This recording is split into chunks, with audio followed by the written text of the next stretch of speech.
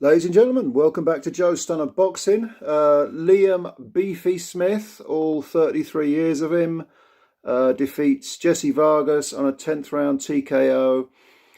This is on the undercard of the Serrano versus Taylor unification fight, undisputed fight actually.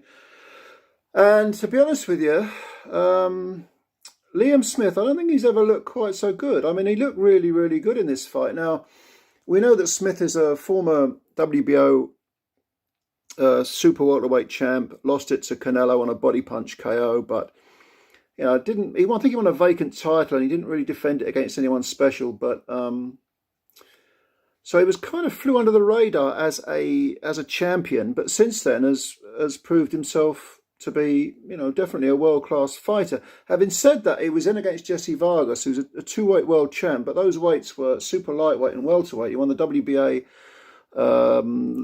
super lightweight champ title, I don't know, 5 years ago, was it? Something like that, 6 years ago. And then he was WBO champ at welterweight briefly and lost it to Manny Pacquiao. He's also got a draw with Broner. He had a draw with Thomas Delorme. But I think he lost to Timothy Bradley at some point. But, a world-class fighter, two-weight world belt holder anyway, but at smaller weights. And even though he was taller than Liam Smith, it soon became apparent who the stronger man was, because first two rounds, Vargas, I gave the first two rounds to Vargas on work rate. He was throwing a lot of punches, being a lot busier, but Liam Smith tends to sort of start slowly and have a look at you.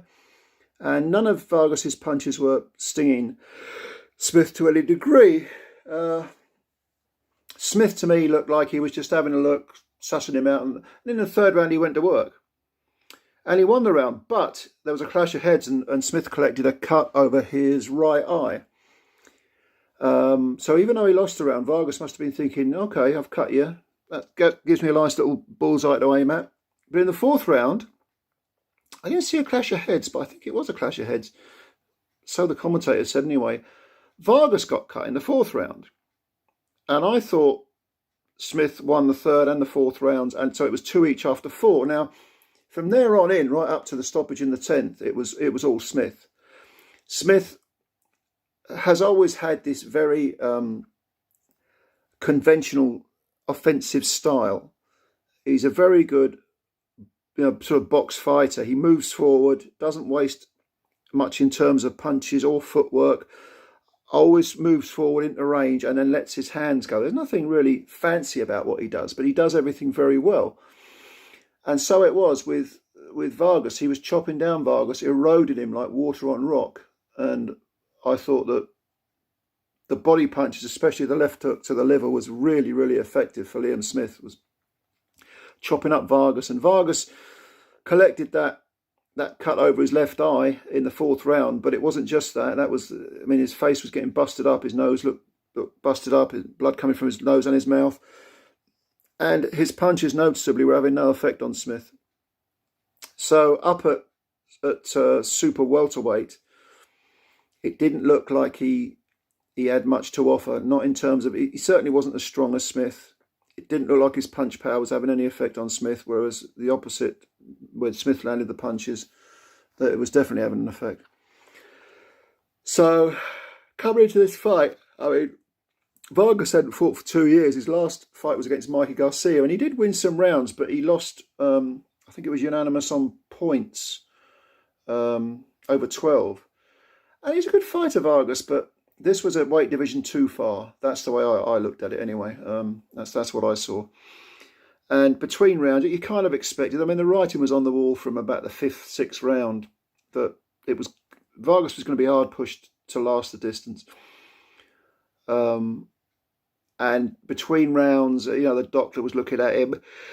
They were wiping the blood off him. Vargas was hanging in there. Really, you heard the phrase "go out on your shield." Of course, you've heard it a million times. This guy was going out on his shield. And then between the 9th and the 10th, and again, there were some more very hurtful body punches. The left hooks were really hurting Vargas. But between that 9th and 10th round, Nonito Donaire, who was in Vargas's corner, said to him, you got to show me something or I'm going to stop the fight.